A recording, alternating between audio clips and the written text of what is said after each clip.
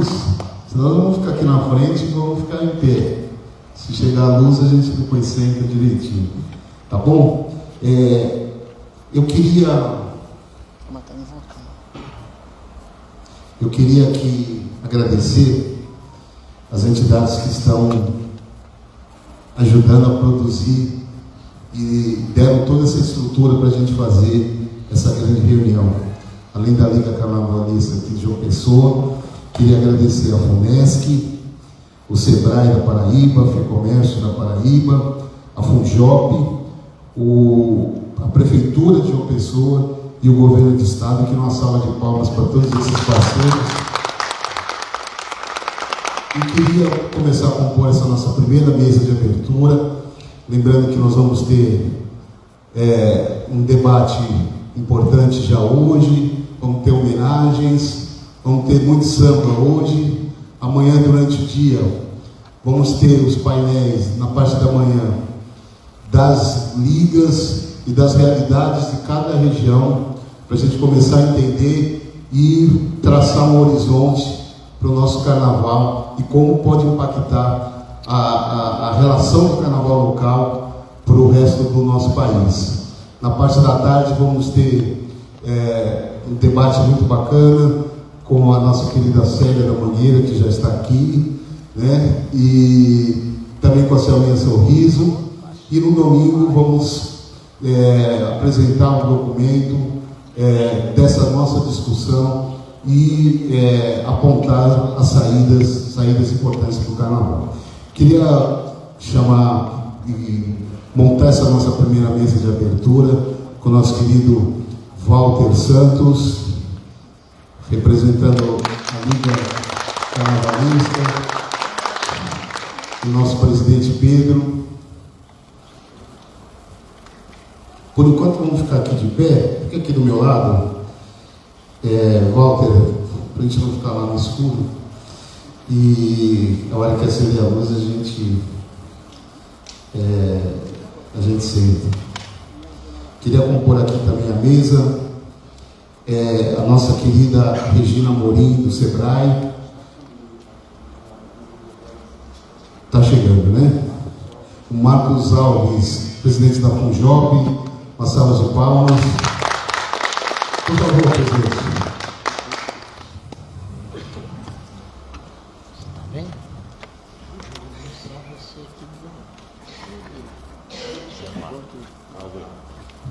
Queria convidar aqui o Chico Pereira, do Governo do Estado. Por favor, Chico.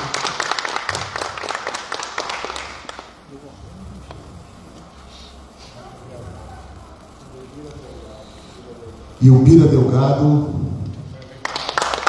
representando. Opa, o secretário, por favor. Chico. Vamos ouvir as personalidades, essas importantes presenças e apoios importantes para o nosso carnaval. E queria começar aqui com o Walter. Obrigado, Walter. Agradeço ao presidente. Nós estamos juntos e queria ouvi-lo na abertura do nosso evento. Muito obrigado. Boa noite a todos e a todas. Nós estamos aqui semeando algo que ainda haveremos de ouvir muito sobre os desdobramentos deste primeiro encontro das escolas de samba do Nordeste do Brasil em João Pessoa. A Liga Carnavalesca de João Pessoa, em nome de Pedro Cândido, que é o presidente, mas por incrível que pareça, pela sobrevivência, ele está trabalhando hoje no interior de Pernambuco e ele não está podendo estar aqui. Mas é em nome dele e de Edson Pessoa que nós estamos neste momento, primeiro tendo que fazer, viu, Cachito, o agradecimento às entidades que foram responsáveis pela montagem e pela organização desse primeiro encontro das escolas de samba do Nordeste. Nós temos que pontuar, Cachito, que a Liga Carnavalesca, ela abriga além das escolas de samba. Nós estamos diante de um cenário em João Pessoa em que ainda estão compondo a Liga as tribos indígenas, as agremiações de tribos indígenas, as orquestras de frevo e a laúça. No caso específico vamos dizer assim, extraordinária base do samba, das escolas de samba, nós estamos com 5 delas aqui na cidade, fazendo uma história que, por incrível que pareça, ela é também registrada em outros lugares, embora culturas carnavalescas, por exemplo, como o frevo e o maracatu, terminam dando um caráter de encobrimento. Pernambuco, por exemplo, onde nós temos a referência maior do frevo e do maracatu, por incrível que pareça, toda a visibilidade de mídia e de história pontua os grandes eventos de Olinda e Recife, mas lá em Recife existem escolas de samba, sim.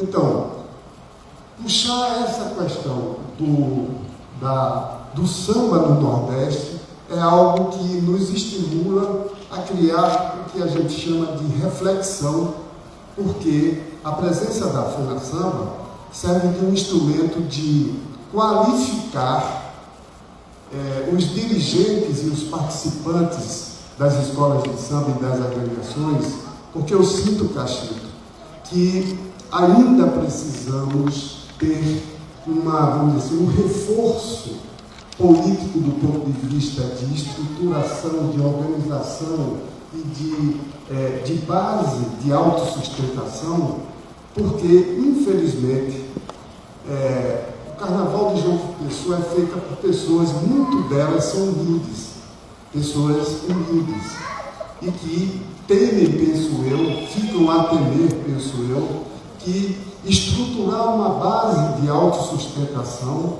isso significa enfrentar problemas. Não tem nada disso. Os novos tempos, infelizmente, Lula é presidente do país, nós estamos diante de uma projeção em que vamos ter que nos preparar para conviver com esse novo tempo das políticas de incentivo à arte e à cultura.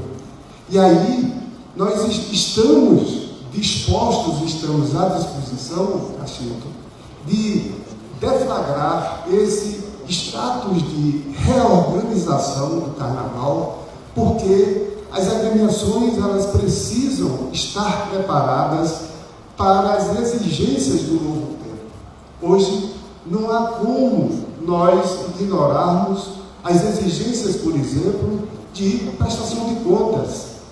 Este não é um aspecto novo, mas cada vez mais nós vamos precisar dispor de preparo, estarmos preparados para conviver com aqui está o presidente da FUNJOP, e ele sabe das dificuldades para fomentar muitos segmentos culturais, porque temem, se chama MEI, que é o microempresário individual, tem o CNPJ, que é a base fiscal legal.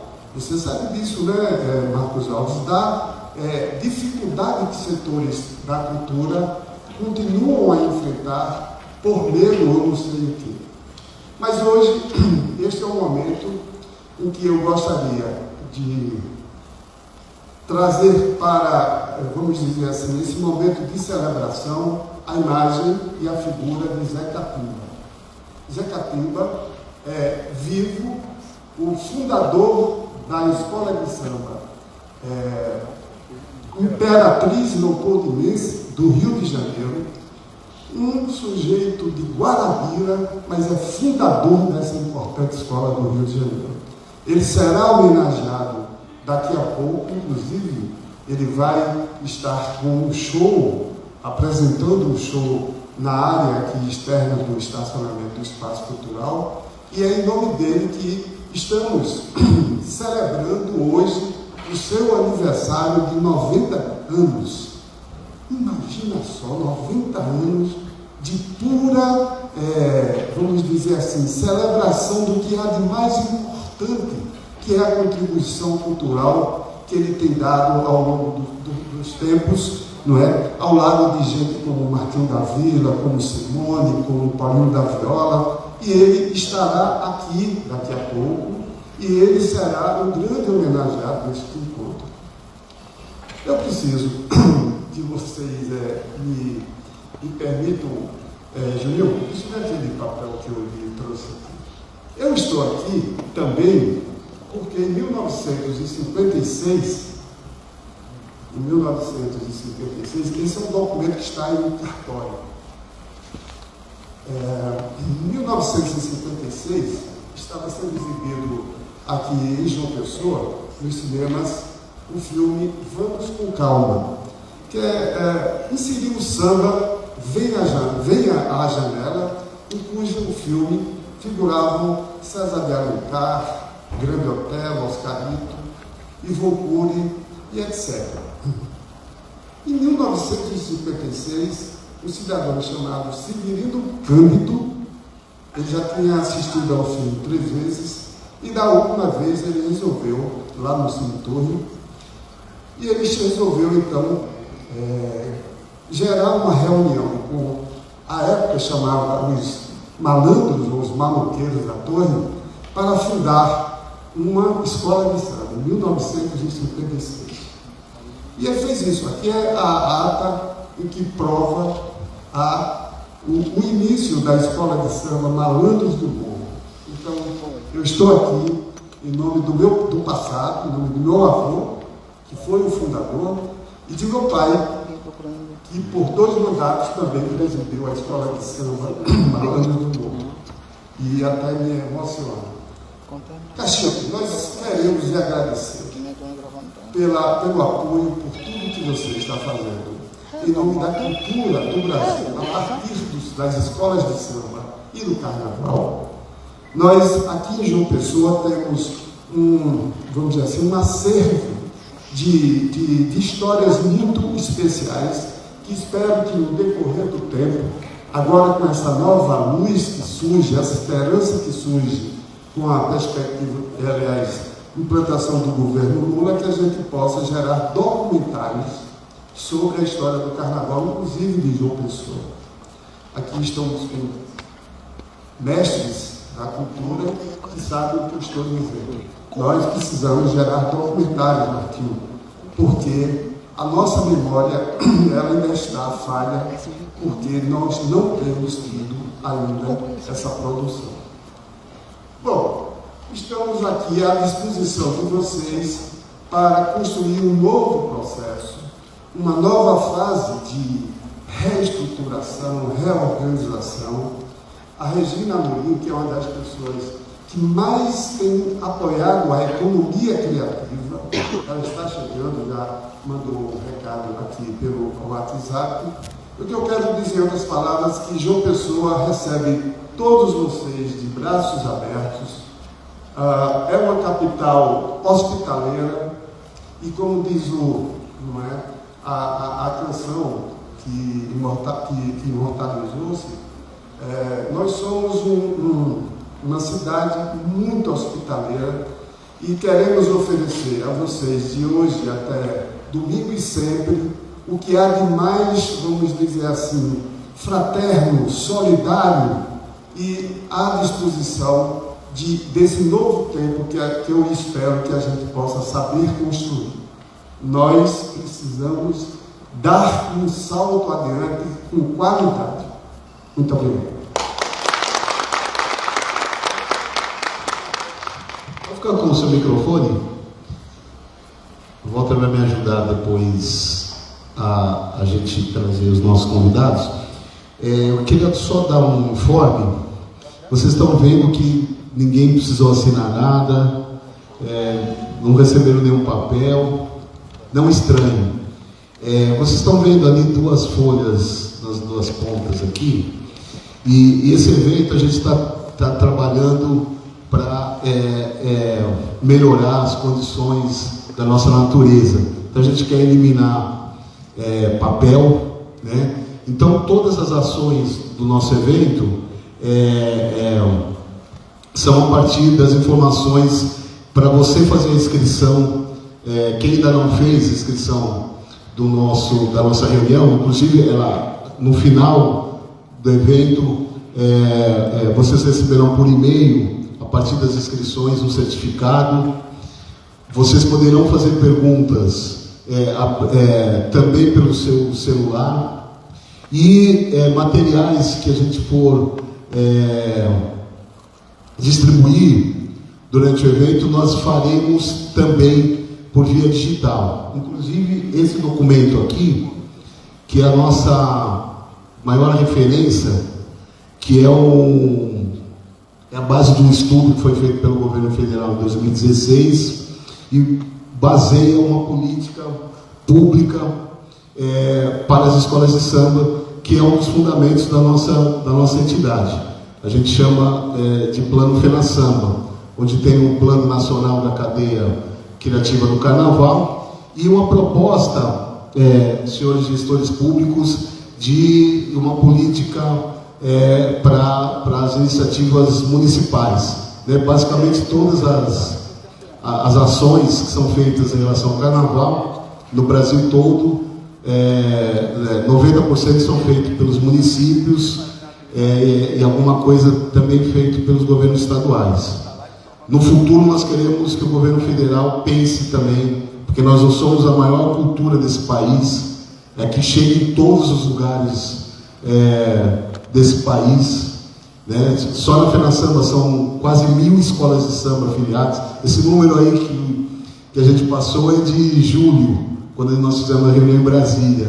De lá a gente recebeu novas ligas, inclusive a Liesa, que talvez seja a maior das ligas aqui do Brasil, dos Carlos Magalhães, ex-presidente da Portela, que daqui a pouco estará aqui. Uma salva de palmas para o nosso querido Magalhães. E essa semana recebemos uma liga de navegantes, uma cidade no litoral de Santa Catarina, enfim. Então, peço para vocês procurarem ali e lá fora também, encostar o seu celular no QR Code, façam as inscrições, nós vamos mandar por e-mail para vocês o certificado de participação do nosso evento e todas as informações, inclusive a versão digital desse documento. Eu queria agora pedir a fala do nosso querido presidente da FUNJOP, Marcos Alves. Por favor, presidente.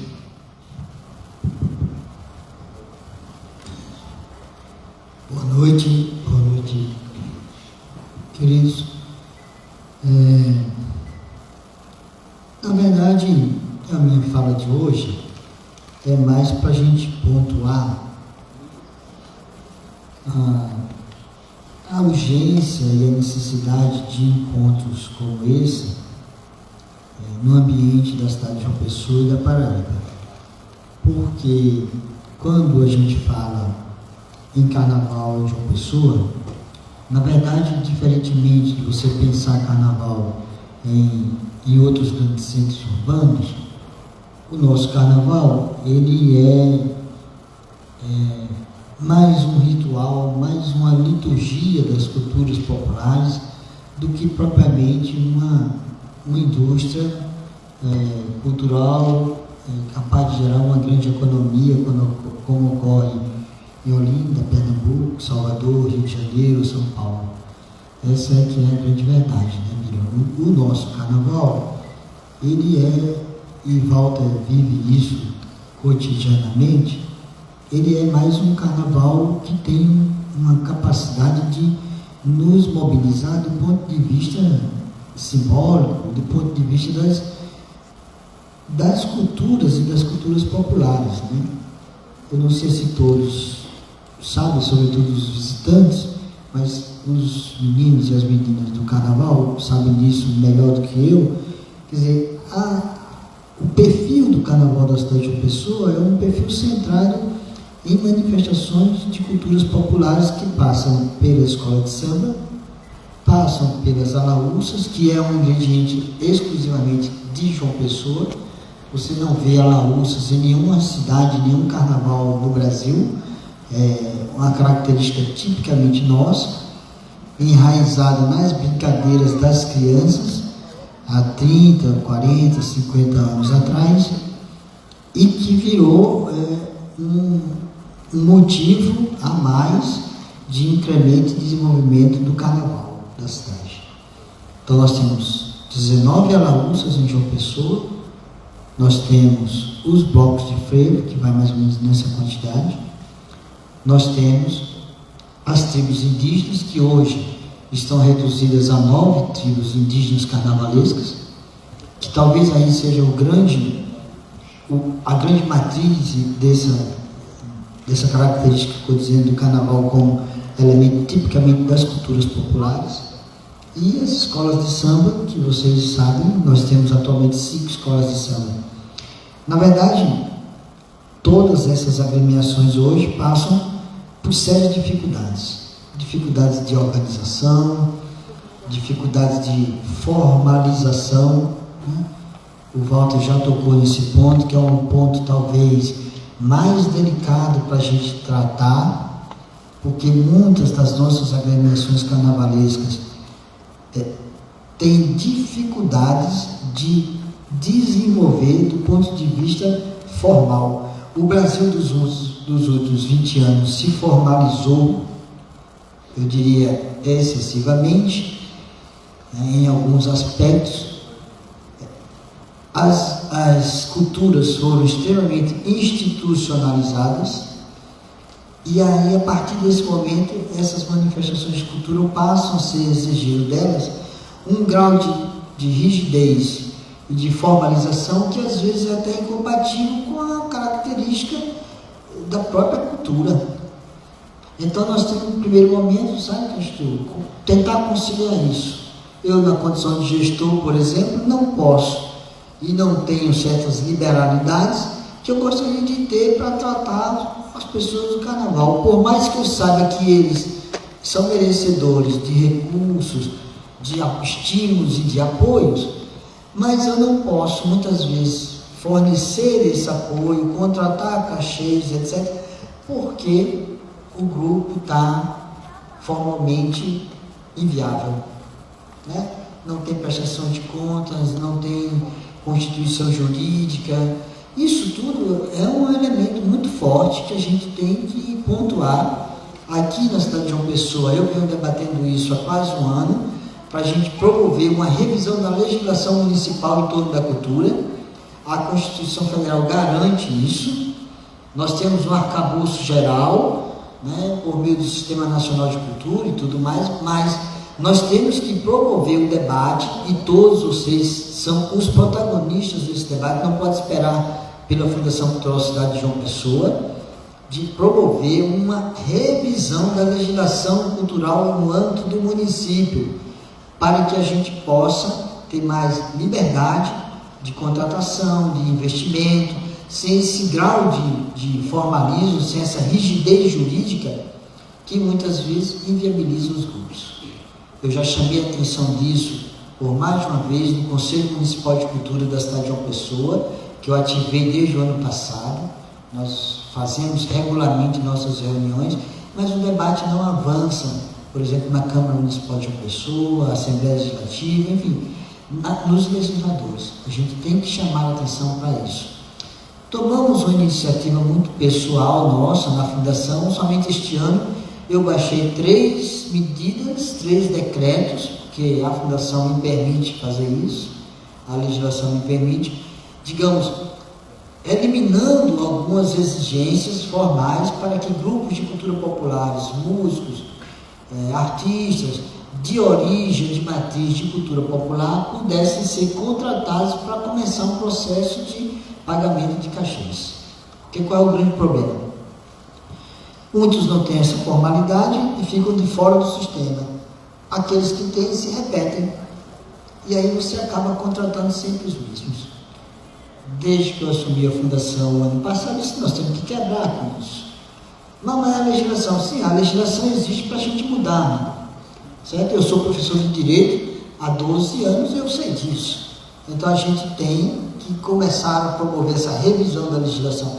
Peguei uma brecha na lei e que permitia que eu fizesse contratação de artistas novos que não estão no sistema, eliminando certas exigências. Ainda não é o ideal que eu quero, mas já dá um espaço para a gente trabalhar. E aí eu pude contratar músicos, grupos de diversas linguagens artísticas que nunca, e isso é o que me deixa muito triste, isso não me deixa contente, artistas extremamente valiosos na cidade de João Pessoa que nunca foram à Funjop ou que nunca tiveram a possibilidade de receber um cachê da Fundação Cultural Cidade de João Pessoa, porque eles estavam sempre à margem desse processo legal e jurídico, sabe? Então alguns hoje me encontram na rua e dizem, olha, graças ao senhor eu pude comprar meus equipamentos porque o senhor conseguiu pagar um cachê para mim. Isso não me deixa feliz, mas isso me deixa com o coração menos machucado, sabe? Porque eu percebo que isso é um caminho, mas é um caminho da provisoriedade, porque esses decretos que eu assinei, eles são provisórios, eles precisam ser ampliados e precisam ser massificados para diversos grupos. Essa é a primeira questão que eu trago para a gente pensar, sabe, Walter? E, por fim, para eu não me estender muito, eu queria dizer que o Carnaval da cidade de João Pessoa precisa ser restaurado, precisa ser reinventado. Tem uma expressão que é muito usada por um dos meus maiores filósofos que orienta a minha vida desde os meus 16 anos, que é o Walter Benjamin, que é a ideia de restauração. Nós temos que tentar restaurar a tradição e ao mesmo tempo renovar. Tem uma passagem do Benjamin que ele nos mostra isso muito claramente, e alguns de vocês são conhecedores dessa passagem. Ele analisa um quadro do Paul Klee, um artista plástico reconhecidíssimo no nível internacional do modernismo. É um anjo tentando escapar de uma tempestade de poeira. E o anjo do Paul Klee, às vezes ele está inclinado, ele olha para trás, ele tem um olhar para trás e o corpo virado para frente. E aí o Benjamin diz que essa é uma metáfora da história. Por que essa é a grande metáfora da história? Porque fazer história é exatamente isso, é você tentar olhar a tradição, restaurar essa tradição e olhar para frente. Né? Então o anjo do Paul Klee está tentando escapar da tempestade de poeira, ao mesmo tempo em que ele precisa olhar para ela. Quer dizer, o nosso passado ele está aqui junto com a gente, mas a gente não pode viver exclusivamente dele. As culturas e as culturas populares se renovam o tempo todo, mudam o tempo todo. O conceito de mudança social, por exemplo, na minha sociologia, é extremamente valioso. Tudo muda o tempo todo. E vocês que fazem o carnaval recebem o impacto dessa mudança. Então a gente tem que se preparar para um novo modelo, uma nova matriz de carnaval, sem ficar tão apegado ao carnaval da nossa infância, que não existe mais e que não volta mais. Ao mesmo tempo que a gente faz isso, a gente tem que preservar certos valores, né, das culturas e das culturas populares, e a gente tem que começar a organizar o carnaval em uma nova matriz, que ela é muito mais de perfil industrial, econômico, né, do entretenimento propriamente dito, e menos desse ritual litúrgico que a gente poderia fazer, por exemplo, eu fazia com os meus pais ali na Praça 11, em Jaguaribe, mas esse carnaval não existe mais, né? Então a gente tem que estar preparado para isso. Eu penso que um encontro como esse da FENASAMBA pode agendar o modelo de carnaval que nós queremos, e eu acho, sabe, Walter, vocês são de parabéns nesse sentido, todos que estão aqui, Lucas Castor, e principalmente os blocos e as escolas de samba, porque tem que agendar o modelo de carnaval que nós queremos. A Fundação Cultural João Pessoa, vocês sabem disso, a gente é uma fundação agora extremamente aberta da conversa, do diálogo. Edson está aqui, sabe, nós fizemos um belíssimo festival de quadrilhas, o ano passado em plena pandemia fizemos virtual, este ano fizemos presencial e foi uma explosão, né, de organização, de potência das quadrilhas juninas. Mas as quadrilhas juninas começaram a se organizar muito tempo antes, tivemos diversas conversas, diversos diálogos para ajustar o modelo, e eu imagino que no carnaval a gente tem que fazer isso também, ter diversas conversas, diversos diálogos, para a gente chegar àquilo que será o melhor do nosso carnaval.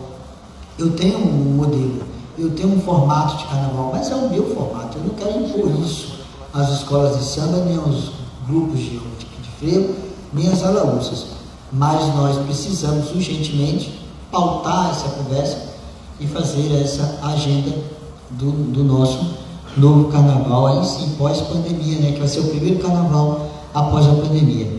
Eu queria encerrar por aqui, dizer do meu agradecimento, desejar que todos os convidados sejam muito bem-vindos à cidade de João Pessoa. A gente da FUNJOP trabalha para acolher a todos e tenham um encontro de muito sucesso. Naquilo que precisarem da gente, saibam que tem o nosso compromisso. E que não é um discurso, não. Quem me conhece sabe de verdade que eu só falo aquilo que eu consigo confirmar para a gente fazer. E Walter sabe disso. Não é isso, querido? Obrigado. Ao final do primeiro encontro, o documento que a FENASAMBA vai produzir, nós vamos estar com o Marcos Alves entregando a ele, porque já será uma espécie de formalização de que nós vamos querer gerar essa reorganização do significado das agremiações do Carnaval de João Pessoa. Gostaria, Cachito, com a sua permissão, de apresentar aqui, a quem não conhece, o artista plástico. Hoje ele trabalha no âmbito das políticas de museu aqui do estado da Paraíba, que é o Francisco Pereira, tropicalista do movimento que mudou muita coisa neste Brasil. Oi? Exatamente. Na intimidade a gente chama de Chico Pereira, e ele é um dos intelectuais que acompanha toda essa, vamos dizer assim, profundidade do ponto de vista estético, você como artista plástico, como intelectual que é, desse movimento do carnaval popular.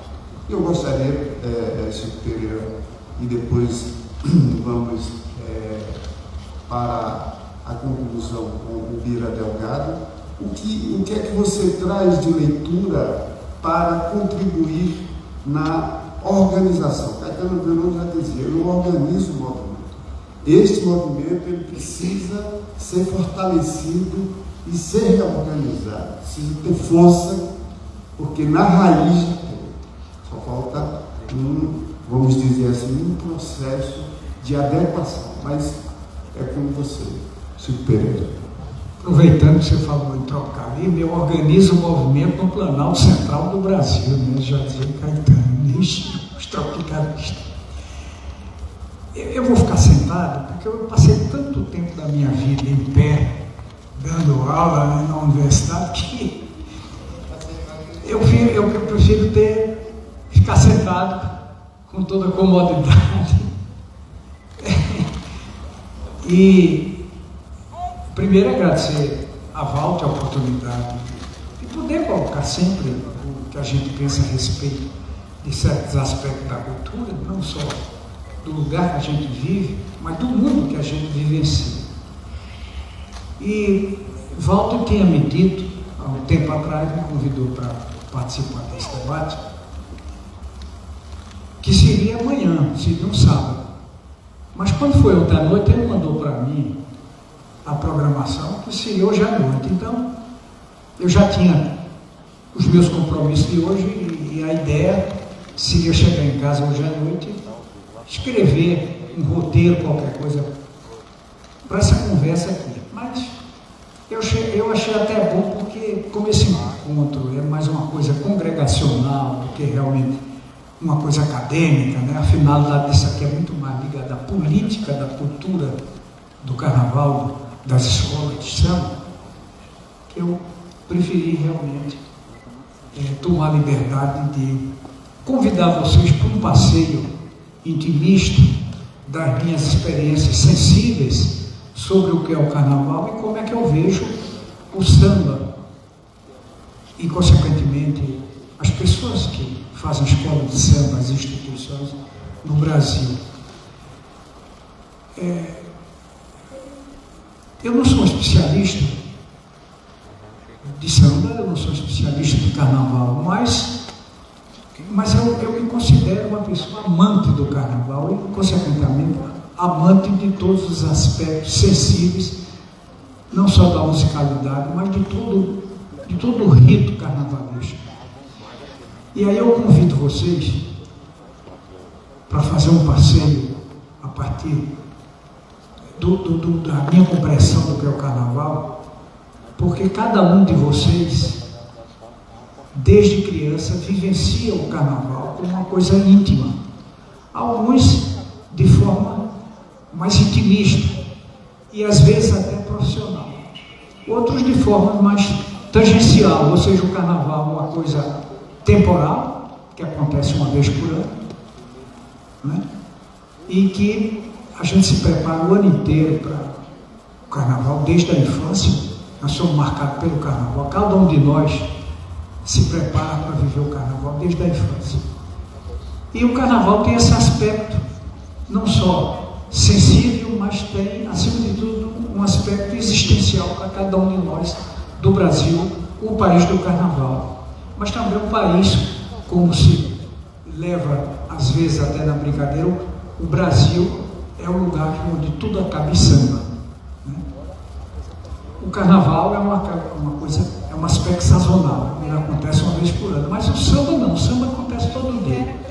Basta a gente tomar um copinho de cerveja, 2 copinhos de cerveja, tem uma caixa de fósforo, um copo e um garfo, imediatamente a gente começa a fazer samba, né? O samba está presente na nossa vida, até do cotidiano, de dizer, quando tem qualquer confusão, aquilo parece mais um samba, né? Entre amigos. A minha primeira compreensão do que é o carnaval, e aqui eu não quero absolutamente colocar nada historicamente, porque está tudo aqui. Quem quiser qualquer coisa sobre o que é carnaval, sua história, suas origens, o samba, a escola de samba, a musicalidade, a poética, está tudo aqui, é só aqui no celular, está tudo, né? Tá tudo. O que não está aqui dentro é a história pessoal de cada um de nós que se relaciona a esses festejos do carnaval, do qual o samba se insere com uma parte mais forte, com uma parte mais incisiva desse festejo, que hoje no Brasil não é só apenas um momento, não é só um momento, mas é todo um momento da cultura brasileira, que a partir do samba, né, faz do Brasil exatamente o lugar do samba, que tem suas origens externas e as suas influências externas, tanto do ponto de vista de africanidade, mas do ponto de vista também da Europa, mas que no Brasil o samba transformou-se numa espécie de selo, né, uma espécie de selo da nossa cultura popular. Tanto que o samba que para nós tem uma origem um tanto quanto primitiva, sofisticou-se ao ponto de se transformar em bossa nova. E a bossa nova foi o que realmente levou para o mundo inteiro a importância dessa coisa poética chamada samba, transformada em poesia. Não é? A minha primeira impressão de carnaval, como de cada um de vocês aqui, é a infância. Cada um de nós tem um momento na infância que começa a vivenciar o carnaval. A minha primeira impressão sensorial do carnaval sou eu vestido de palhaço, com aquele cono na cabeça. Eu devia ter uns 5 anos, 4 anos, quando a minha mãe me fantasia de palhaço, com aquela roupa de palhaço, aquele chapéu cônico, né? Eu com o nariz pintado, a boca pintada de vermelho, e ela vai botar na minha cabeça aquele cone, e eu olho e eu começo a chorar, porque aquilo para mim era um negócio terrível, horrível, eu nunca tinha visto aquilo, e eu sou adornado, né? Sou fantasiado de carnavalescamente para ir para a cidade, para a rua, para ver os desfiles de carnaval. Eu nasci e me criei em Campina Grande, que é uma cidade do interior da Paraíba, mas que sempre teve um aspecto muito cosmopolita. Como eu nasci no centro da cidade, vivi toda a vida no centro da cidade, então a minha primeira lembrança de carnaval são os meus pais levando a mim e minha irmã mais velha e outro irmão mais nova e acomodando a gente na rua, numa rua do centro da cidade, onde desfilavam os blocos carnavalescos, as troças carnavalescas, não é? Não tinha escola de samba ainda. Escola de samba não existia. Existia samba, batucada, que era um grupo acústico, surdo, tamborim e tal, 40, 50 pessoas batucando. Aquilo era o samba. Não havia escola de samba, que veio depois aparecer. Já havia no Rio de Janeiro há muito tempo, mas só se multiplica no Brasil paulatinamente. Então, eu não tenho nenhuma lembrança de escola de samba na minha infância. Tenho muita lembrança do frevo, dos blocos carnavalescos, dos papangus, dos cloves, dos craus, que se transformaram em cloves, né? Das alaúças e do boi do carnaval. E o curso, os automóveis desfilando lá. Mas a minha maior lembrança do carnaval é uma lembrança visual.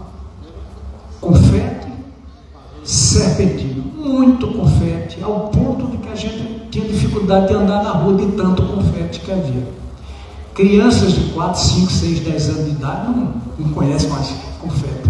Ficou uma coisa cara e uma coisa que foi saindo da cena. E muita serpentina. Era impressionante quanta serpentina. E o frevo.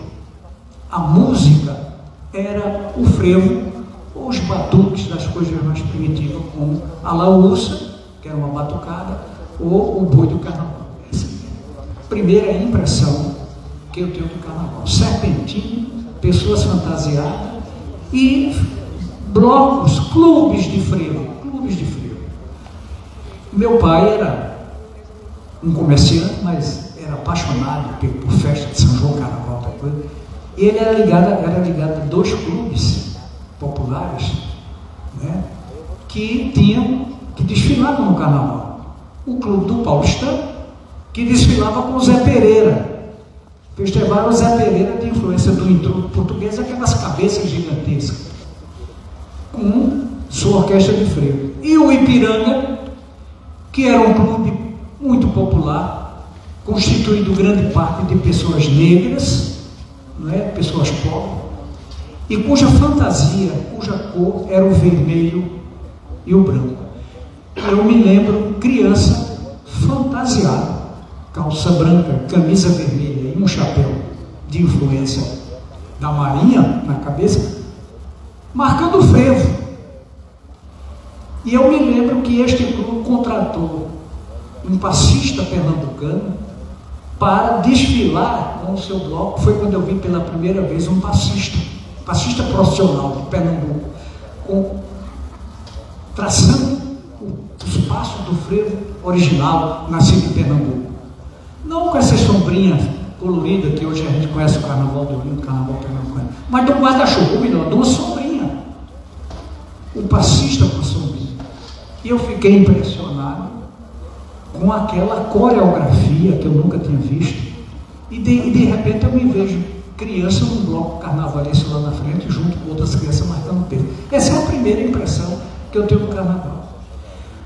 A minha primeira, e vocês todos devem ter vivenciado, todo mundo aqui se fantasiou de palhaço, de clown, de qualquer coisa na infância, ou qualquer fantasia que os pais nos colocavam para ir para o curso, para a matinal e tal. A segunda impressão que eu tenho do Carnaval é da minha adolescência. É da minha adolescência. Eu e os amigos, a gente constituindo um bloco, assim como é comum em todas as cidades brasileiras, os jovens, as mulheres, as moças fazem seu bloquinho de carnaval, com suas fantasias todas iguais, e os rapazes também. E a gente tinha lá em Campina Grande um bloco nós chamado Os Bacuraus. Os Bacuraus. E aí foi a primeira vez realmente que eu passei a vivenciar o carnaval como adolescente, né? E aí é onde eu descobri, consequentemente, junto com os meus amigos, os meus colegas daquela época, e que eu coloco para vocês também. Eu acredito que todos vocês adolescentes aqui vivenciaram o Carnaval da adolescência. A magnitude da adolescência, 13, 14, 15 anos de idade, e aí a descoberta que o Carnaval, mais do que uma coisa sazonal, uma coisa que acontece em determinada época, com toda expectativa, era uma coisa sensorial. E mais do que isso, o Carnaval, a gente descobriu uma festa da carne, a sexualidade aflorada. De repente, nós adolescentes, com os hormônios lá em cima, a gente descobre que o Carnaval é uma festa que aflora com toda a força, toda a energia, a atração que a gente tem de sexos opostos. Então é o Carnaval que realmente, aí eu, lá na frente, quando eu começo a estudar esses fenômenos da cultura, é que eu começo a entender perfeitamente a origem da palavra carnaval, e carnaval, não é você, a festa da carne, quer dizer, você se liberar da carne, você festejar o corpo, a sexualidade, porque depois tem a quarta-feira de cinza e começa exatamente o período da quaresma, que para os franceses, a carême, né, de onde viria depois nascer esses carnavais fora de época, que rapidamente eu vou falar depois. Então, o segundo momento da nossa descoberta pessoal sobre o que é carnaval é essa festa, uma festa panteísta, uma festa do corpo, e que a palavra carnaval, que daí deriva, né, a festa, né, de se liberar da carne, porque depois você ele vai cumprir esse ritual cristão, não é? E você libera todas as paixões corporais para poder penetrar agora nas suas vivências agora, que veio lá depois, 40 dias depois da paixão de Cristo. Então é uma coisa, historicamente, que nós, brasileiros, incorporamos à nossa cultura histórica, a partir das influências portuguesas, por sua vez, as heranças paganistas sobrevivendo dentro do cristianismo, que vem resultar nessa coisa chamada carnaval, que sobrevive até hoje, muito modificada, né? Bastante modificada, com diferentes fórmulas, com diferentes atrações e com diferentes comportamentos. A minha próxima compreensão do carnaval eu já sou adulto e eu passo a frequentar o carnaval de Olinda. Olha que eu não estou falando de samba nem escola de samba ainda, porque o nosso carnaval nordestino ele é tipicamente carnavalesco. A partir de Pernambuco, o carnaval nordestino é influentemente um carnaval de origem carnavalesca, do frevo. É o nosso carnaval, a nossa tem um peso muito grande do frevo. Eu não conheço o que é o samba na minha adolescência, eu só conheço o frevo. Ô Chico, gostaria que você introduzisse nessa sua leitura, porque nós somos 9 estados com influências diferentes Nós aqui em João Pessoa e Maceió sofremos influência de Recife e Olinda, mas temos Salvador. Salvador que tem uma natureza de formação étnico e cultural muito diferente do que somos para essa banda aqui do Pernambuco, Paraíba e tal. E gostaria que você pudesse inserir dentro desse contexto a questão da organização, porque a presença da Feira de Samba aqui busca introduzir e trazer à baile formas de buscar construir essa organização, gerar autossustentação, etc. E tal, que é o grande foco, a meta de autossustentação. Eu queria que você trouxesse a sua leitura por esses elementos que eu considero que possa contribuir com o conjunto aqui no público. Essa rápida fala que eu coloco aqui é uma experiência pessoal para trazer para a nossa discussão aquilo que interessa ao debate realmente, que é o objetivo desse ponto. Porque há uma coisa interessante que eu acho. Isso na perspectiva que eu faço, de que a Bahia, o Nordeste, da Bahia para baixo já começa outra coisa, já é outro Brasil. Mas Salvador é completamente diferente do resto da Bahia. De Feira de Santana para dentro é outra Bahia, completamente diferente. Então, a cidade de Salvador, negra, de cultura negra, influenciada muito, não só pelo carnaval do frevo, mas também influenciada pelas suas raízes africanas, que vai contribuir, inclusive, para transferir para o Rio de Janeiro depois toda essa influência. Tem uma influência muito grande. Então, eu não quero, é claro que cada estado do Brasil tem suas peculiaridades, né? Você São Luís, você tem o boi, Pernambuco você tem o frevo, o carnaval de Olinda é uma coisa, o carnaval de Recife é outra coisa. Então, o resto do Nordeste tem uma influência muito grande, claro, do frevo pernambucano. A Bahia vai ter uma influência muito grande na formação do carnaval do Rio de Janeiro, e aqui vocês sabem muito mais do que eu. E está aqui, você vai estar tudo na internet. Mas aí já é outro fenômeno. O que eu estou tentando colocar para vocês, e que possa contribuir para enriquecer os objetivos desse encontro, é que a gente está falando de escola de samba que eu desconheço até a minha juventude. A escola de samba só entra na minha vida. Você falou nos anos 50, já formando-se escola de samba em João Pessoa. Lá em Campina Grande, como no resto do Nordeste, as escolas de samba começam a se formar também a partir dos anos 50, porque você não vai encontrar a escola de samba no modelo carioca antes dos anos 50. E a televisão tem uma importância muito, o cinema e a televisão têm uma importância muito grande para transferir um modelo carioca do que é a escola de samba, que não é a Bahia é outro fenômeno. A Bahia tem uma influência muito grande do frevo baiano e a partir das novas formas contemporâneas de carnaval, do trio elétrico. Mas a ideia de samba no Nordeste, nós temos hoje em João Pessoa, que é uma cidade na dobra aqui da costa do Nordeste. Esse fenômeno da escola de samba, ela passa a realmente constituir um elemento de natureza nacional a partir do advento da chanchada principalmente, do cinema, né? Do cinema, porque o jornal, a gente só via carnaval do Rio de Janeiro antes de começar a sessão do filme, tinha um jornal, Canal 100 e outros, que mostrava o carnaval do Rio como mostrava o futebol toda semana. Era a visão que a gente tinha. Com o advento da televisão, a gente começa a entender realmente que existe uma coisa chamada escola de samba. Antes da Marquês do Sapucaí, e aqui vocês do Rio de Janeiro sabem muito mais do que eu, antes da Marquês do Sapucaí, eu me lembro de estar no Rio de Janeiro assistindo o desfile de carnaval na Rio Branco, na Avenida Rio Branco. E era um negócio interessantíssimo, porque passava uma escola e depois, quando a escola passava, todo mundo que estava lá ia atrás da escola.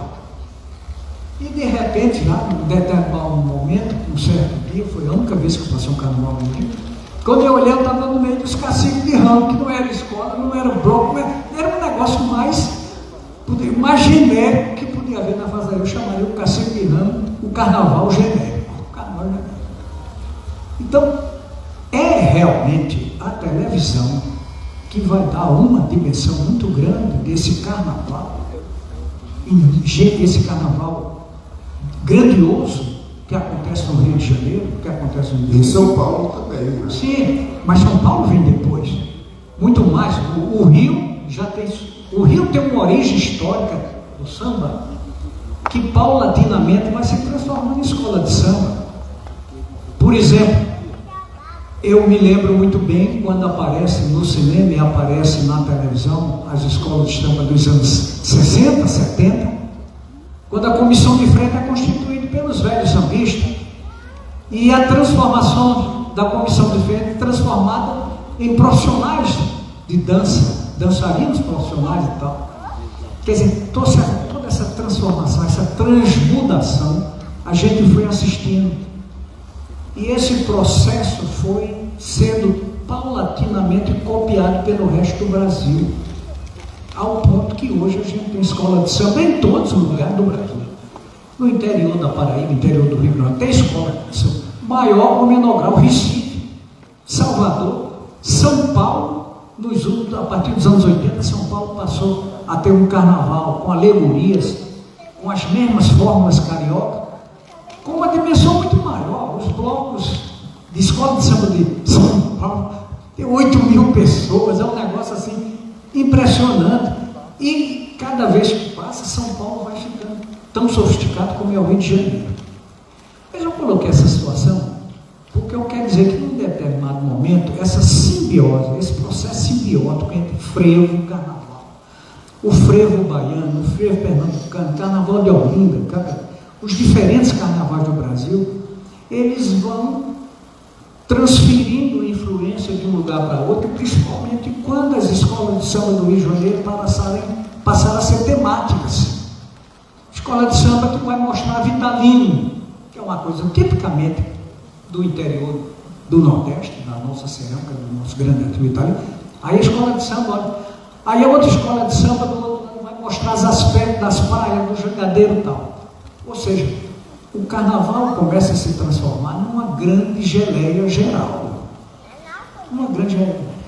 Paulatinamente, que vai se transformando também numa coisa empresarial. O carnaval que eu vi no Rio de Janeiro, na Avenida Rio Branco, era o carnaval do povo, alegorias simples. Tal. E o carnaval de hoje é uma coisa que, quando termina o carnaval, já começa o carnaval do próximo ano,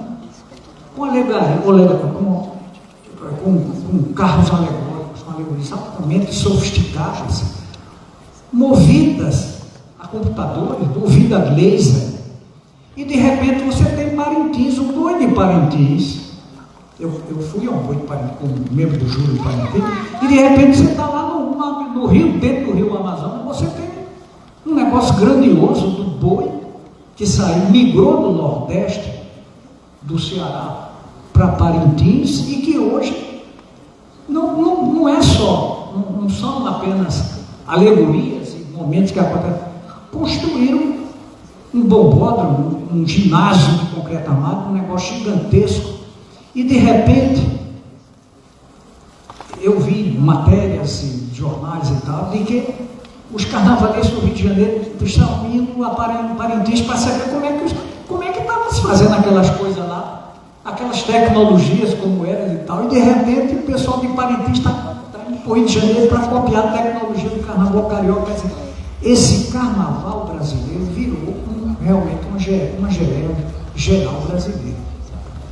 E aí eu quero fazer um pequeno hiato. Para a gente ver se a gente, ouvindo depois o Mira, para ter a participação das pessoas, porque possa existir dúvidas ou interesses de se fazer perguntas, e aí eu sugiro que a gente... Eu queria encerrar, eu não posso encerrar sem colocar uma discussão que me parece dar maior importância para reflexões desse encontro. É, a partir da Bahia, do trio elétrico, os carnavais fora de época. O carnaval, desde o passado mais remoto do carnaval, o carnaval tem uma data, muda da data em fevereiro, entra até em março, mas é imutável. Num certo momento começa o carnaval. Quem vai determinar a época do carnaval agora é o prefeito da cidade. Não, o carnaval agora em João Pessoa não vai ser mais agora no carnaval. Você volta para o carnaval agora vai ser em abril. Aí a Micarol de Campina Grande, o Carnatal, essas coisas todas, os prefeitos, os políticos começam a determinar. E é uma coisa avassaladora no nosso, o que restou do nosso carnaval popular. E onde eu quero entrar agora no carnaval? Eu assisti o carnaval de Campina Grande se acabar e quase assisti o carnaval de João Pessoa também acabar. Se não fosse a resistência da população, dos bairros, dos carnavalescos, das pessoas, da resistência de Cruz das Armas, do Vachão, dos bairros, não fosse isso, e surge aí o carnaval fora de época absorvido pela classe média. Por exemplo, a exemplo de João Pessoa, de repente surge um carnaval fora, que antecede o carnaval, que é o carnaval desse bloco, mas Muriçoca do Miramar, chegou, Folia de Rua, que chegou a descer a avenida com 400, 500 mil pessoas, aí liquidou geral. Então quando chegava o dia do carnaval de João Pessoa, não tinha mais carnaval, não existia mais carnaval. Todo mundo ia para Olinda, parecia com o carnaval, que acabou. Mas o carnaval tradição... O carnaval tradição continuou, sabe? Eu falei tudo isso para dizer, os verdadeiros heróis que salvaram o carnaval tradicional foram as agremiações, essas humildes agremiações que permaneceram cumprindo o calendário histórico do carnaval, que começa no sábado gordo e termina na madrugada da quarta-feira de cinza. Com as suas escolas de samba, que com todas as suas dificuldades, mesmo que copie aquele modelo de carioca, dos carros alegóricos, da comissão de frente, das fantasias, mas resistiu. E é este carnaval que eu acredito que está nesse momento aqui presente, não mais apenas como um evento de caráter local, mas de caráter nacional. Irmanado com outros estados, irmanado com outras experiências, para que a gente possa, já que o carnaval tomou essa dimensão sobrevivente e está se revitalizando, está se restaurando, temos aqui o presidente da Fundação Cultural de João Pessoa, Funjão, que tem uma responsabilidade muito grande nisso, porque o carnaval deixou de ser uma coisa espontânea da população e não pode mais. Ele não tem mais como escapar agora daquilo que se chama o viés empresarial e o viés da política, não da política partidária, mas da política da administração pública no viés da cultura e a responsabilidade que cada cidade, cada prefeito, cada governador tem para a sua cultura local. E me parece que esse é que é realmente, para que a gente não possa realmente ver os carnavais quase desaparecendo em vários lugares do Brasil. Presidente Caxico, são 20 horas e 14 minutos. Eu gostaria que a sua sabedoria acumulada, nós vamos ouvir o Bira Delgado, que é vamos dizer assim, um ativista cultural, artista, ele também é cantor e compositor, e ele representa aqui o diálogo da cultura do governo do Estado. Então, Bira, você viu e está vendo que estão ansiosos de informações para construir um processo, refazer o processo. E espero que a gente possa construir nesses dias, e lembrando que daqui a pouco nós vamos precisar ir aqui numa área atrás do estacionamento, onde está havendo uma série de shows e Zé Catumba vai estar lá com um show em Mirandinho. Só para pontuar a questão do tempo, porque creio que algumas das pessoas que aqui estão queiram também se manifestar. Bira, você com a palavra. Boa noite, obrigado, Walter. meu presidente da Federação das Escolas de Samba. É um prazer a Paraíba receber este momento de discussão, né, de reflexão, principalmente reflexão, sobre um tema altamente importante, que é o samba, o carnaval, as manifestações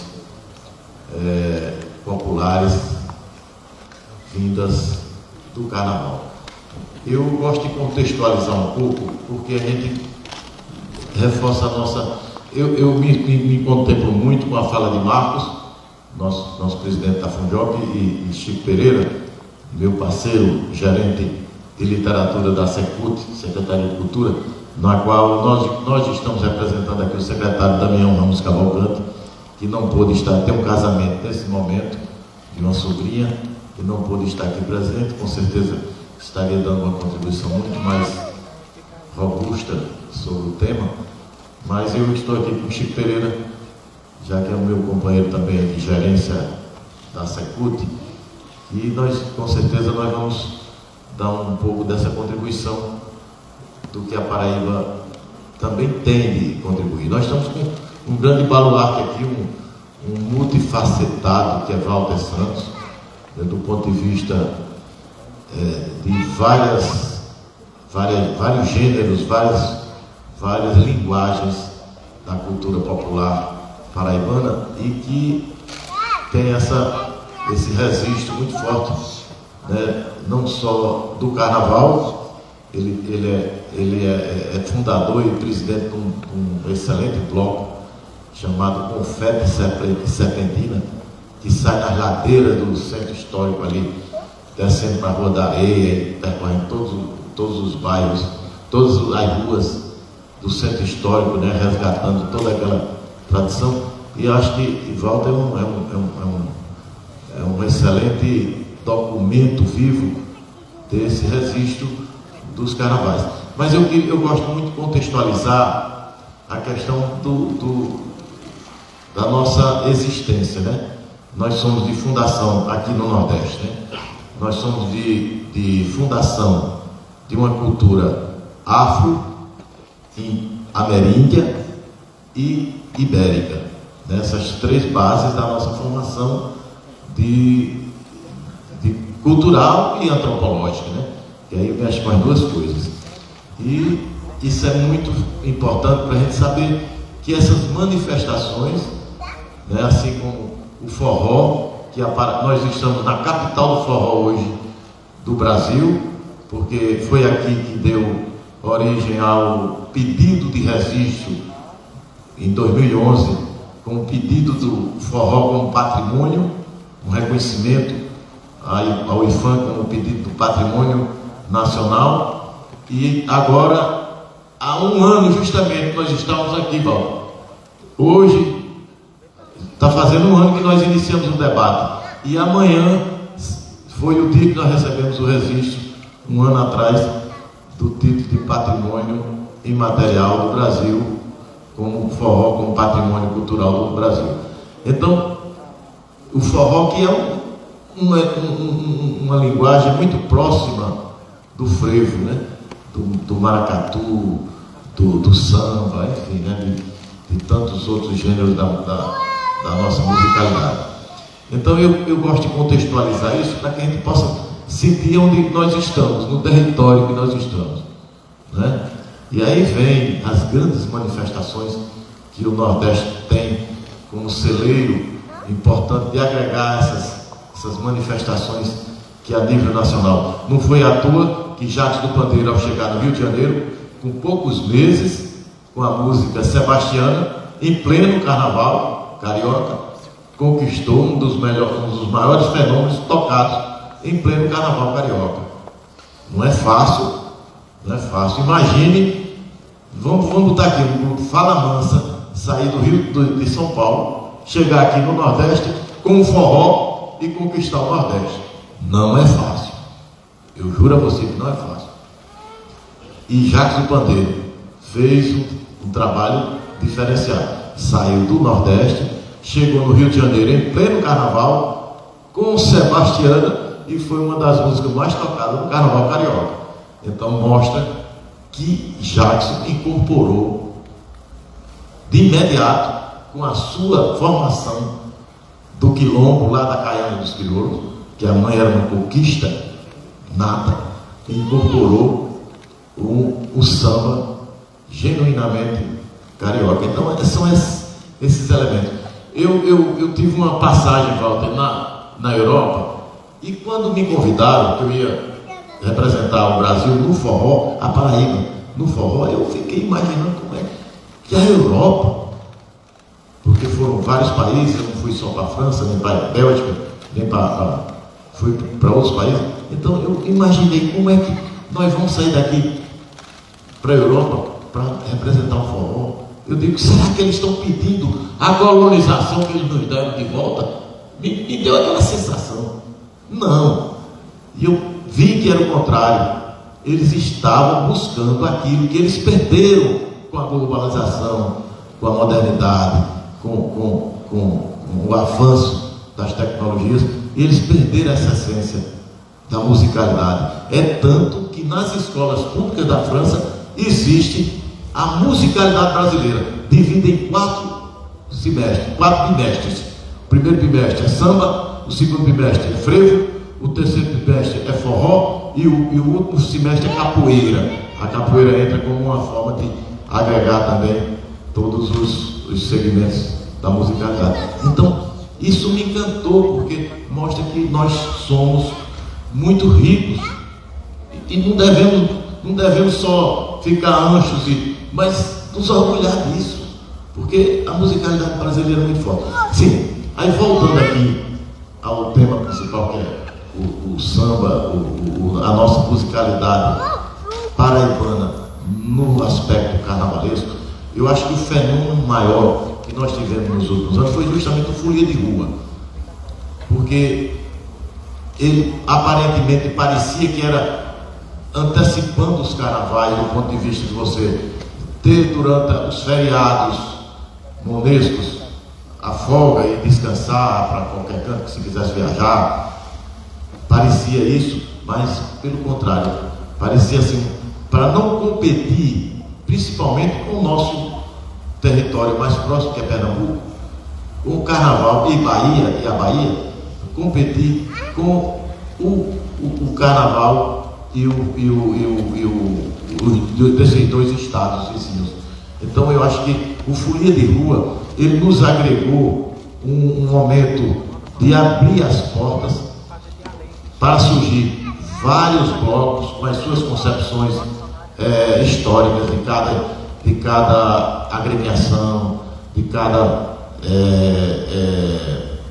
alaúça, e aí vem uma série de outros envolvimentos dentro do folia de rua, que é um aspecto que a gente devia falar e se aprofundar muito mais.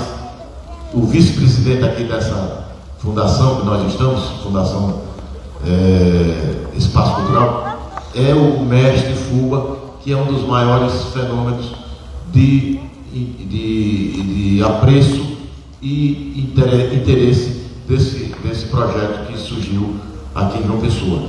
Então acho assim, a gente falar agora, depois da explanação de Chico e de Marcos desse projeto, eu apenas queria enfatizar esses aspectos da beleza, da grandiosidade da nossa música brasileira, da nossa formação de base dessas três etnias que eu acabei de colocar: afro, ameríndia e ibérica, principalmente a ibérica, que vinha de uma formação muito forte moura, que era um povo que já estava habitando a península há quase uma centena de anos. Então isso, nosso carrego da formação é muito forte. Então nós não poderíamos jamais ter outro interesse cultural do que dentro, fundamentado dessa base, né? Forró, frevo, folia, popular, enfim, esse grande berço que nós somos origens e descendentes puros dessas matrizes da nossa formação. Então, eu fico muito agradecido aqui em nome da Secretaria de Cultura e parabenizando principalmente ao nosso conterrâneo Zé Catimba, que é um dos personagens maior do samba do carioca, assim como Jacques do Pandeiro chegou lá e teve a sua importância. Hoje Zé Catimba levanta a nossa bandeira paraibana e nordestina de estar sendo homenageado com seus 90 anos bem vividos junto ao samba do Rio de Janeiro, que é a nossa maior bandeira quando se fala em samba carioca. Bom, estamos precisando, Caxias, que você conduz aí para que haja participação do público que, creio, esteja querendo fazer essa interlocução. Obrigado. Eu deixo... Primeiro aqui, nós fizemos uma mescla, meio que sem querer, nas nossas mesas, né? Então, o professor Chico, na verdade, viria na sequência para uma conversa sobre história, sobre esse vasto conhecimento, né, que professores nós temos aqui na nossa reunião. E essa mescla seria com um outro professor, outro mestre, nos casos Magalhães. Então, como nós misturamos as duas mesas, eu vou terminar de compor a segunda mesa, trazendo Luiz Carlos Magalhães, que uma salva de palmas, eu queria que fizesse aqui parte da mesa. E enquanto isso, Edson, se a gente pudesse trazer nosso homenageado, que está lá no palco, e quer falar, meu querido?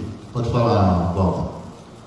Não, eu acho a presença do Zé Catimba importantíssima. Isso.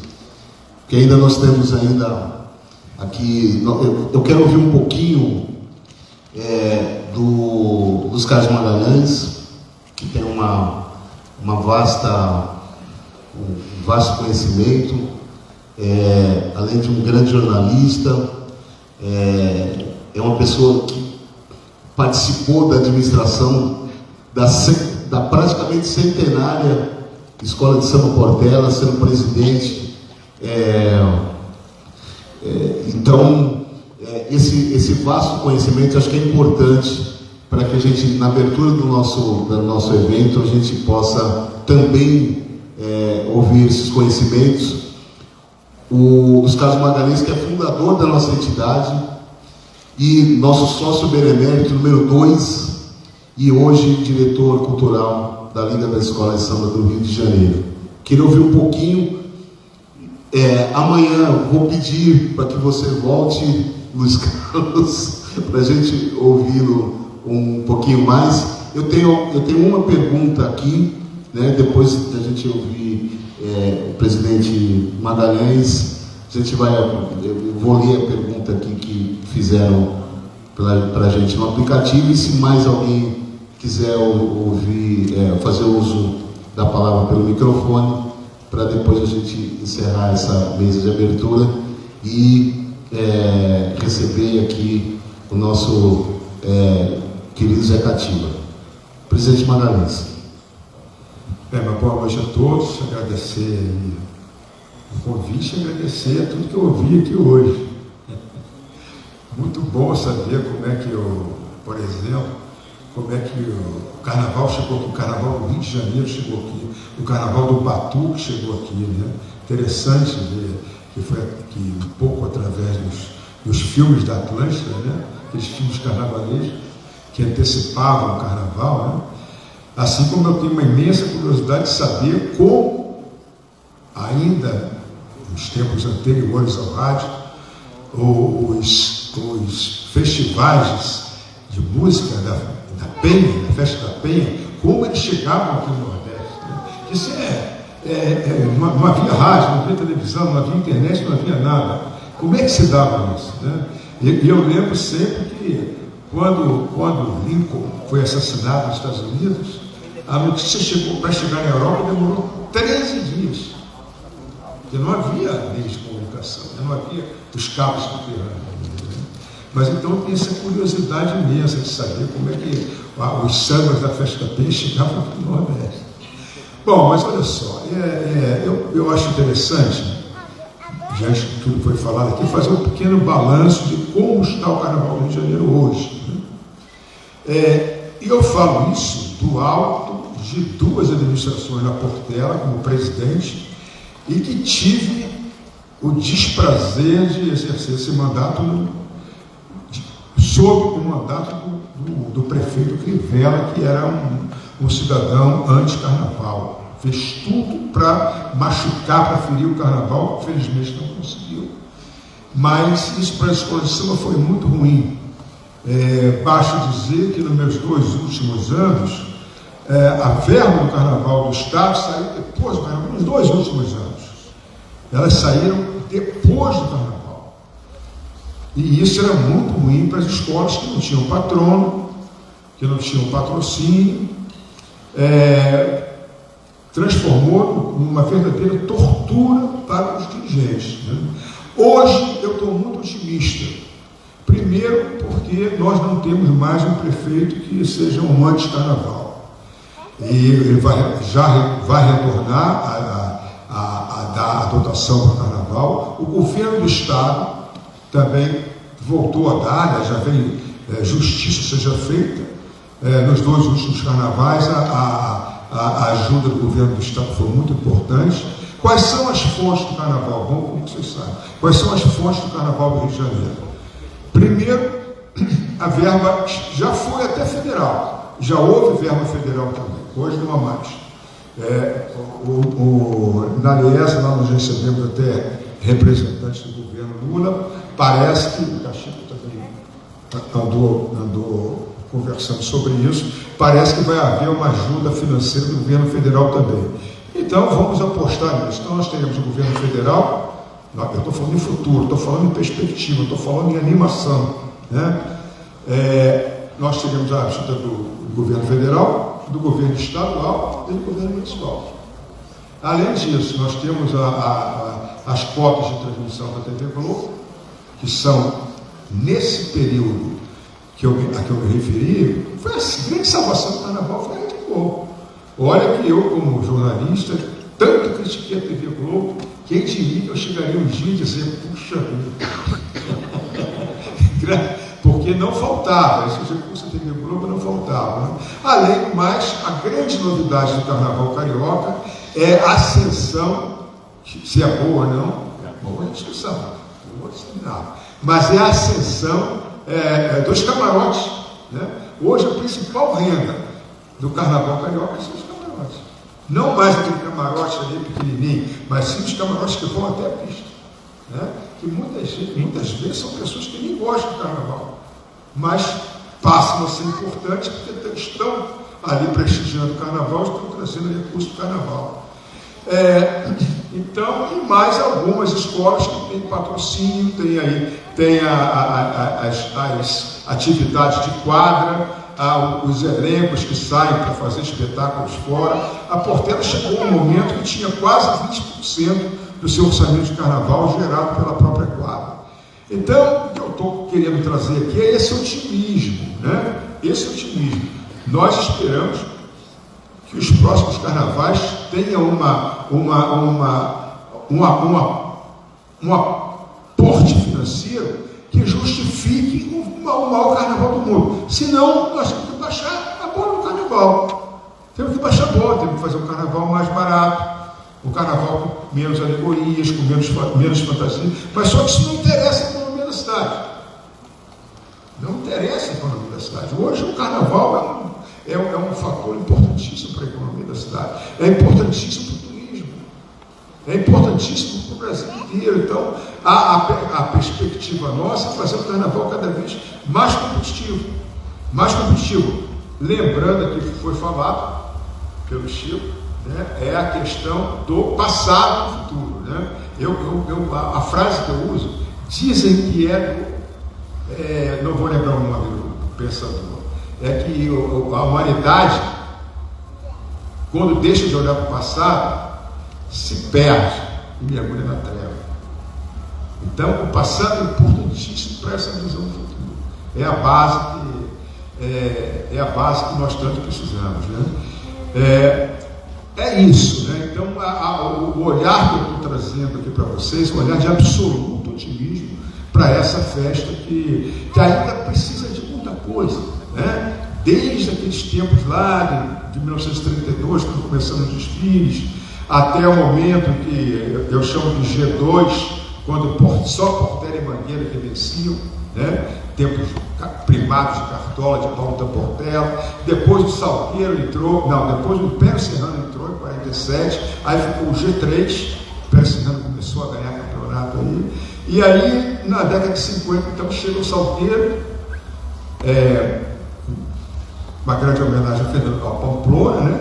Que levou tanto o Salgueiro, quer dizer, que ele soube dimensionar e tirar todo aquele vigor que aquelas escolas de samba pequenas tinham no Morro do Salgueiro, que era uma verdadeira, era como Recôncavo Baiano, era uma Roma negra, né? Então aí passou a ser o G4, né? Essas 4 escolas ganhando campeonato. Aí veio a década de 70, uma beija-flor, chutou o balde, trouxe aí o jogo de uma maneira mais profissional, né? Até então o jogo era um jogo artesanal, que era o Natal da Portela, né? O Natal era ali,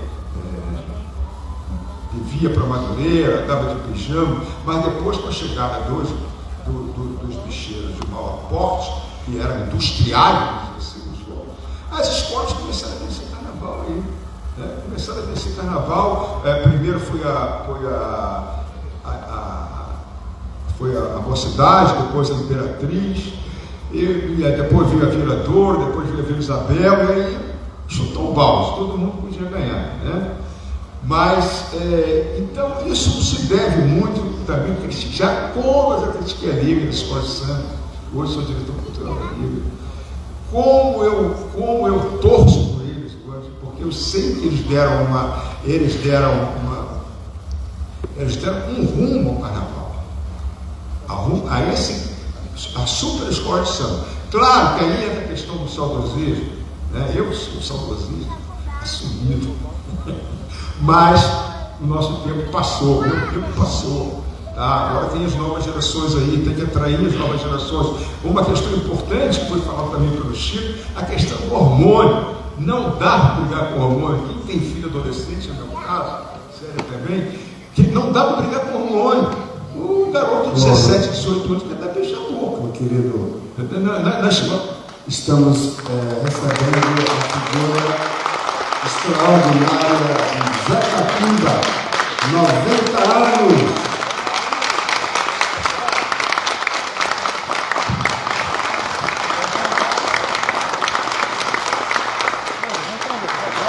Bom, então eu me calo. Eu me dobro, tudo que eu queria dizer fica menor. E eu vou fazer uma surpresa para ele aqui, meu camarada Zé Capimba, dizer para ele o seguinte: é muito bom fazer. Eu fui diretor cultural da Portela há 3 anos e 2 mandatos como presidente. Fiz muitas homenagens, mas a melhor homenagem é quando a gente faz essa homenagem a quem a gente tanto admira. E eu desde os anos 60, que eu era garoto, frequentava a Imperatriz e já ouvia Zé Capimba, e digo para vocês, talvez a pergunta mais difícil que um sambista pode ter que responder é quais são os 10 sambas negros melhores que ele ouviu. 3 são do Zé Capimba. Quais são os 3? Pode falar aí. Sambas meus? Os 3 sambas antológicos de samba guerreiro da Imperatriz Leopoldinense. Barra de Ouro, Barra de Rio, Barra de Saia, Martins Sererê, e o outro que tá aqui, ó.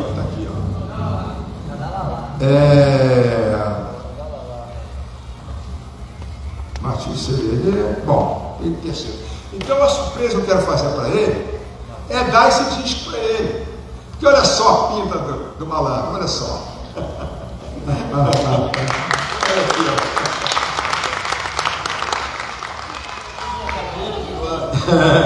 Porque Zé Catimbo, meu pai dizia o seguinte, que o melhor presente, o grande presente é quando a gente dá para alguém uma coisa da qual a gente gosta muito. Isso aqui é uma relíquia para mim, tá certo? E eu estou dando para você, tá certo? Então é isso, ó. Vai lá pra você.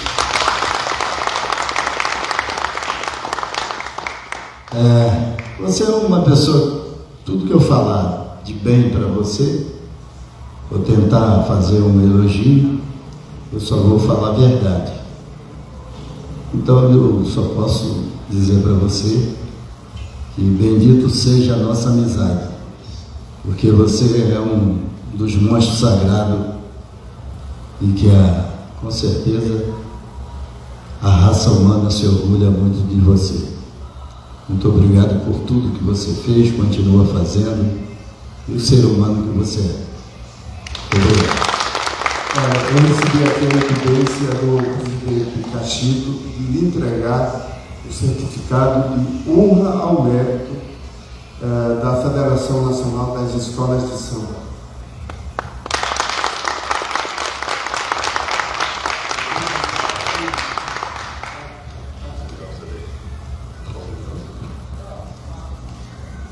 Maravilha, olha que coisa linda. Maravilha, maravilha. E já que não segurou aqui. Eu fico muito honrado, porque eu estou à busca de fazer meu melhor samba, meu melhor trabalho, porque todos os dias eu acordo com a sensação que eu tenho de aprender mais. E essa garotada, o mundo é de jovem, não adianta a gente achar que, porque antigamente era assim, não é mais. Agora, o novo, a juventude, não pode esquecer do velho, porque até para jogar pedra, você tem que levar a mão lá atrás, senão ela não ganha força. Se joga daqui para frente, ela não tem força. Então tem que ir lá atrás, respeitar o velho, respeitar, porque nada caiu no colo de ninguém. Tudo que está aí teve o sacrifício de alguém, a luta, o samba. O samba, quando eu cheguei no Rio de Janeiro, eu não posso reclamar de nada. Mas quando eu cheguei foi numa época muito difícil, porque tudo que não prestava era Paraíba. Está mal vestido é Paraíba, deixou cair alguma coisa é Paraíba, falou errado é Paraíba, tudo era Paraíba. E eu venci o fato do preconceito, porque minha mãe era branca leite, meu pai negro. E ela nem gostava muito de mim. Parece um absurdo, mas não é um absurdo. Ela pegou uma criança branca para criar e nunca cantou parabéns para mim, nunca abriu os braços para me dar um cheiro, um beijo. Mas nem por isso, eu nunca tive nenhuma mágoa disso, porque isso para mim não existe. Quando existe, quando alguém se comporta dessa maneira, eu fico com pena, porque é de dar pena nas pessoas. Quando as pessoas, hoje eu não sei mais, tem muitos,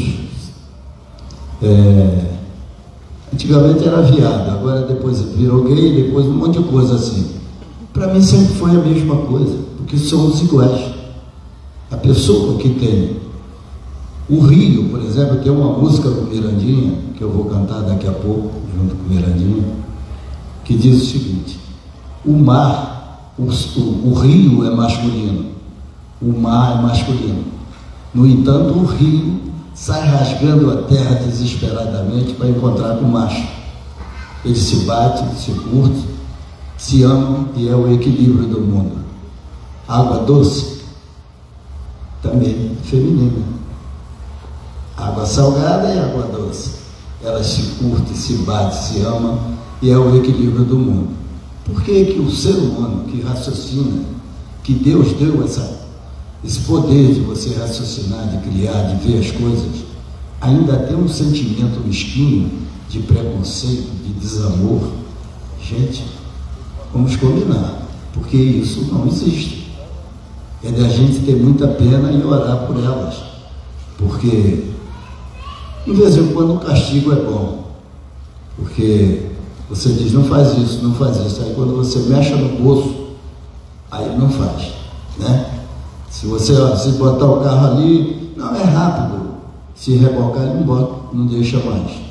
Então é preciso de vez em quando a gente botar as pessoas no lugar dela. Ela é mesquinha, atrasada e precisa aprender, porque o mais importante da vida, a essência da vida é amar.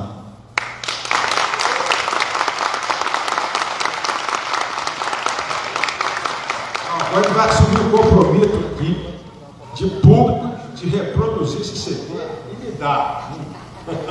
Isso aí eu vou rever. Não tenho nada a falar, só agradecer de a gente estar nesse momento aqui, né, reverenciando com todos os sambistas aqui do Nordeste e junto com essa lenda viva, 90 anos, prazer de conhecer e poder beber um pouquinho dessa fonte de conhecimento. Gratidão de toda a federação, das nossas quase 1000 escolas de samba pelo Brasil. Obrigado, viu?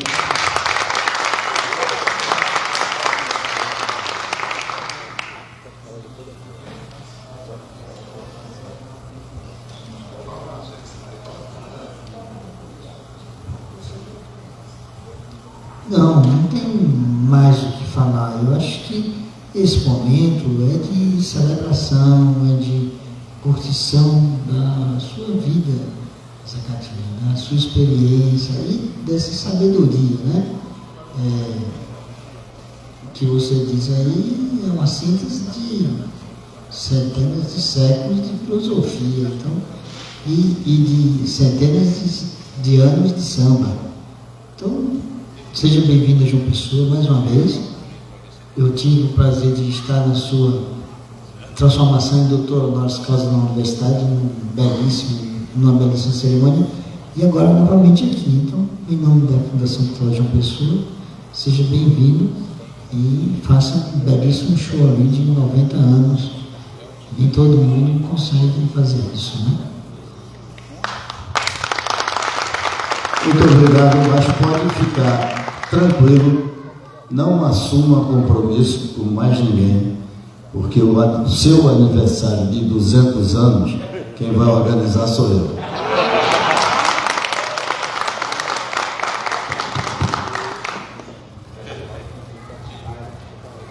Bom, estamos concluindo. Ele vai agora, tá? Já agora indo para um show que vai começar daqui a pouco. E aí, Cachito, eu sugiro que a gente continue aqui para a gente ainda estar no show dele. Mirandinha, grande Mirandinha, Zé Inácio, querido, Walter Santos, grande abraço. É isso? Vamos. Oba!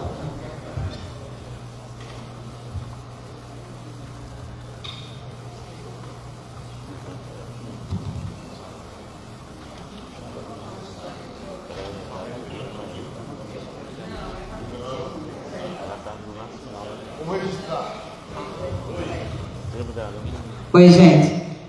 Boa noite, mas eu não podia deixar de dar esse abraço.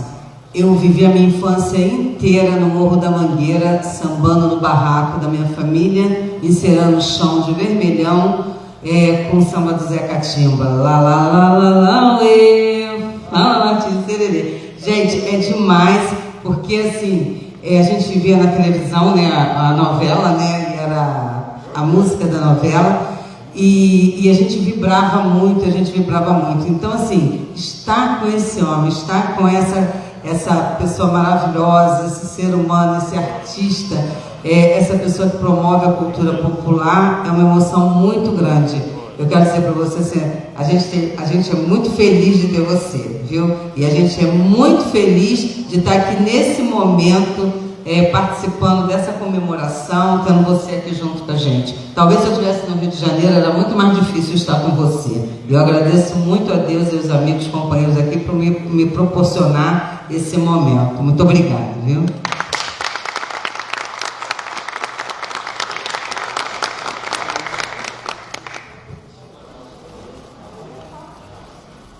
Alô?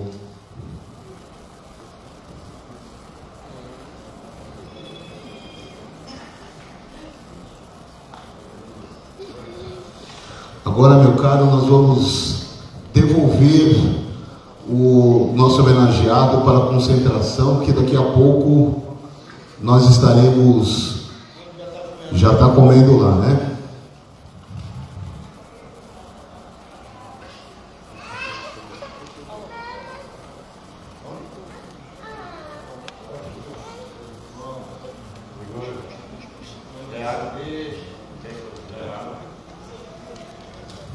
Obrigado. Um beijo no coração, um beijo na alma.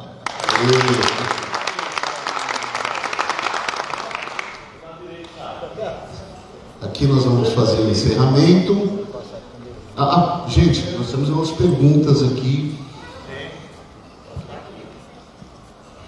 E vamos lá. Tem uma pergunta de Lucas Felipe da Silva. Tá aí o Lucas? Aê, Lucas. Você não diz para quem, mas eu estou achando aqui que é para as autoridades do samba aqui de João Pessoa e para o presidente da FUNJOP. O Lucas pergunta: como pretende fazer o carnaval de João Pessoa? Então, Lucas, como eu disse na minha fala...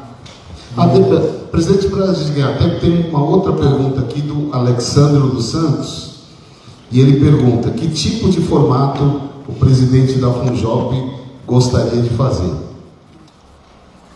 Então, eu falei antes, assim, o meu desejo é que esse carnaval nasça de um encontro, de um diálogo entre as escolas, as alaúças, as tribos indígenas e todos que gostam e se envolvem no carnaval, para a gente definir a matriz desse carnaval. No meu plano inicial, tá desde o ano passado a gente não teve por conta da pandemia e este ano também, mas eu imagino um carnaval sobretudo centrado no nosso centro histórico. A gente tem já ambientes bastante cristalizados e fortalecidos de manifestações de cultura hoje no centro histórico. Alguns de vocês sabem disso. A gente vem testando um formato, por exemplo, de pensar ambientes para o samba ali a partir do Pavilhão do Chá. Lá a gente já foi testando botar rodas de samba, botar passistas de escolas de samba, porque é um lugar bucólico, histórico, muito bonito. E quer dizer, a gente está querendo construir ali um ambiente para o samba. A gente tem um roteiro que envolve o Pavilhão do Chá, envolve Ponte de Cem Réis, a Praça Rio Branco, onde a gente realiza todos os sábados o Sabadinho Bom, descendo a ladeira do São Francisco, envolvendo ali o nosso museu Casa da Pólvora, indo até a Praça Antenor Navarro e a Praça Rio, a Praça 15 de Novembro, no coração do centro histórico. Quer dizer, eu imagino um carnaval que possa ressignificar esses ambientes, porque hoje o carnaval está, sobretudo a partir de folia de rua, está muito centrado na Avenida Praça Pessoa, rumo à praia.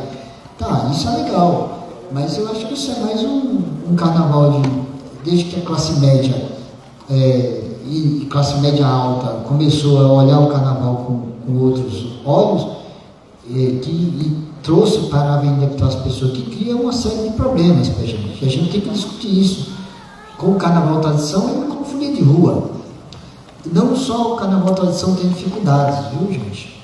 Não só as escolas de samba, as alaúças, as tribos indígenas.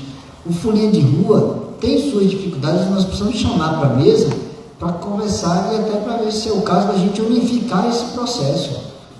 Essa semana mesmo eu tive uma conversa aqui no Espaço Cultural com o pessoal das tribos indígenas e eles estão querendo criar uma associação de tribos indígenas e me questionaram qual era a minha posição. Eu disse, olha, isso é uma decisão dos movimentos culturais. Eu, enquanto gestor, não me meto nos movimentos culturais, eu respeito. Agora, eu acho que criar uma nova associação não pode não levar a lugar nenhum, porque daqui a pouco a gente vai ter fragmentos de associações. Você vai ter uma associação de samba, uma associação que já tem uma associação de alaúças. Agora você vai ter uma associação de tribos indígenas. Você vai fragmentar mais ainda, você tem uma associação de folia de rua. Quer dizer, você fragmenta. Quanto mais você fragmenta, qual é o recado que você está dando à sociedade e aos gestores? Você está dizendo o seguinte: essa é a minha associação, eu quero cuidar dela. Eu acho que a gente tem que cuidar do conjunto, do todo. Isso aí eu não abriria mão, mas essa é a minha perspectiva de gestor, da minha formação de sociólogo e tudo mais. Agora, se quer fragmentar, é um direito dos movimentos culturais de fragmentar. Eu avalio como uma coisa não necessariamente positiva. Então, o meu formato, o meu desenho de carnaval é esse, é um carnaval do centro histórico, porque nós temos tudo no centro histórico para dar certo.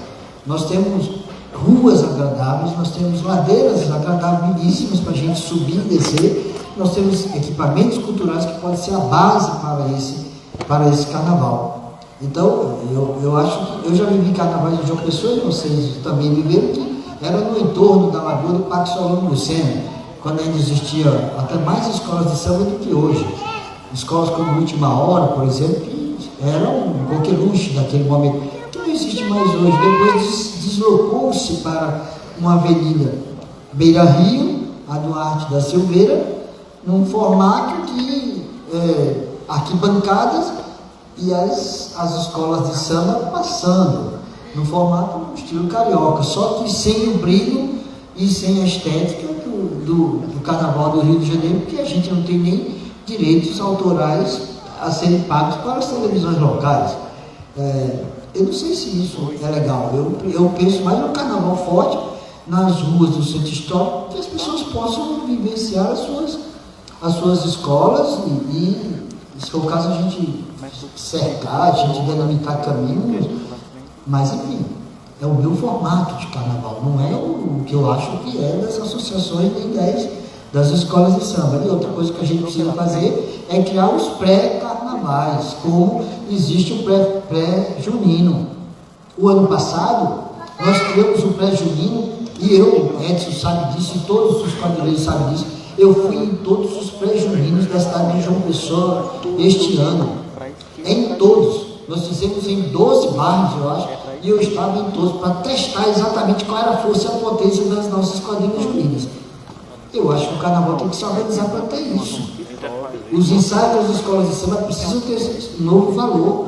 Os bairros precisam se movimentar em torno da escola de samba. A dificuldade é grande, você sabe, muitas comunidades têm problemas de segurança, de violência excessiva, né? Então você tem que fazer um arranjo ali institucional com o pessoal que domina os bairros, mas você tem que garantir espaço para as escolas.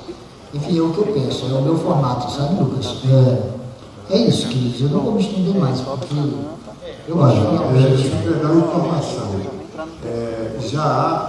São algumas semanas que Edson Pessoa é testemunha de que o SEBRAE de João Pessoa tem insistido em reunir todas as agremiações para construir de forma organizada um processo que leve para 2023 uma proposta bem resolvida entre os que compõem a Liga Carnavalesca de João Pessoa. Infelizmente, não tem havido adesão de muitas das agremiações. Mas não existe outro futuro que não seja se preparar do ponto de vista organizacional. E o SEBRAE está se dispondo a isso.